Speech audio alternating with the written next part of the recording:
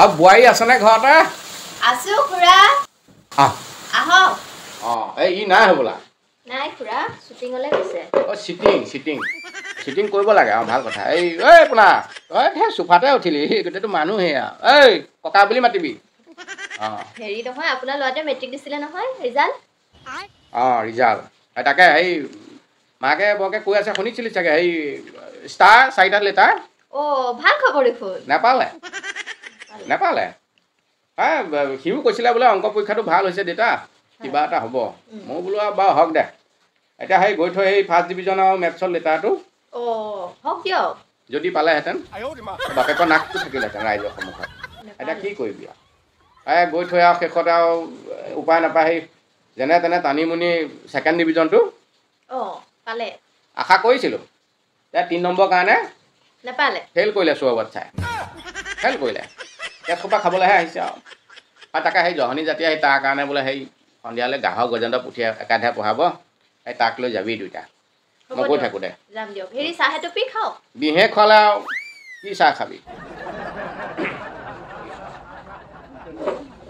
নমস্কাৰ, এটি বিশেষ অনুৰোধ, ভিডিঅ'টো স্কিপ নকৰিব। যিসকল মেট্ৰিক পৰীক্ষাৰ্থীয়ে এইবাৰ মনে বিচৰা ধৰণে ৰিজাল্ট কৰিব নোৱাৰিলে, তেওঁলোকক মই সৰুকৈ কথা এষাৰ কওঁ। মানুহে কাগজ আৱিষ্কাৰ কৰিছিল, কাগজে মানুহ আৱিষ্কাৰ কৰা নাছিল। গতিকে এখন কাগজৰ টুকুৰাই তোমাৰ দক্ষতা আৰু নিপুণতা কেতিয়াও জুখিব নোৱাৰে।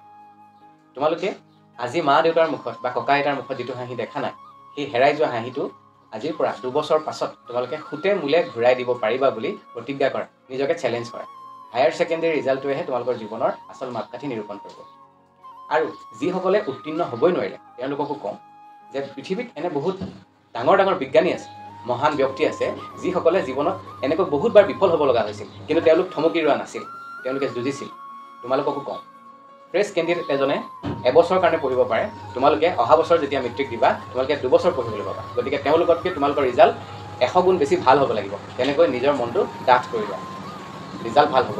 আৰু যিসকলে স্থান পাইছে, খুব ভাল ৰিজাল্ট কৰিছে, তোমালোককো কওঁ, তোমালোকক মিডিয়া, ছ'চিয়েল মিডিয়া, ওচৰ চুবুৰীয়া সকলোৱে যিমানেই মূৰৰ ওপৰত নুতুলক কিয়, তোমালোকে সেই সফলতাখিনি মূৰৰ ওপৰত উঠিবলৈ নিদিবা।